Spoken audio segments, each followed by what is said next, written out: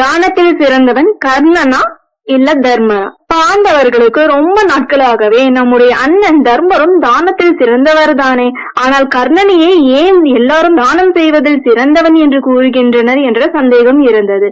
இவர்களில் சந்தேகத்தை அறிந்த கிருஷ்ணன் ஒரு நாள் தங்கமலை வெள்ளிமலை என இரு மலைகளை உருவாக்கி பாண்டவர்களை அழைத்து, இந்த இரு மலைகளையும் பொழுது சாய்வதற்குள் தர்மம் செய்துவிட்டால் தானத்தில் சிறந்தவர் தர்மர் என்று நீங்கள் சொல்வதை நான் ஒப்புக்கொள்கிறேன் என்றார்.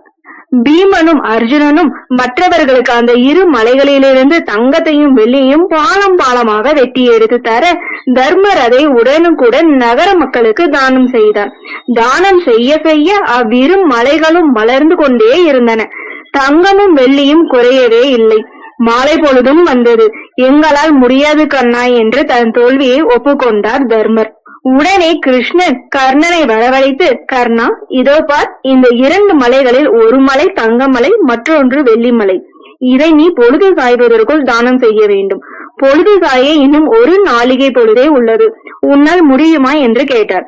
உடனே கர்ணன், இதில் யோசிக்க என்ன இருக்கிறது, இப்போதே செய்து காட்டுகிறேன் என்று கூறி அங்கிருந்த இருவரை அழைத்து, நீங்கள் இருவரும் ஆளுக்கு ஒரு மலையாக இவற்றை எடுத்துக் கொள்ளுங்கள் என்று கூறி தனது தர்மத்தை முடித்துவிட்டு கிளம்பினான்.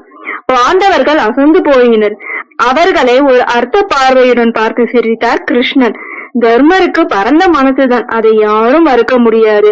ஆனால் அவரை காட்டிலும் தான தர்மம் செய்வதில் பரந்த மனசு உடையவன் கர்ணனே என்பதால் தானத்தில் சிறந்தவர் கர்ணனே என்று பாண்டவர்களுக்கு உணர்த்தினார் கிருஷ்ணன்.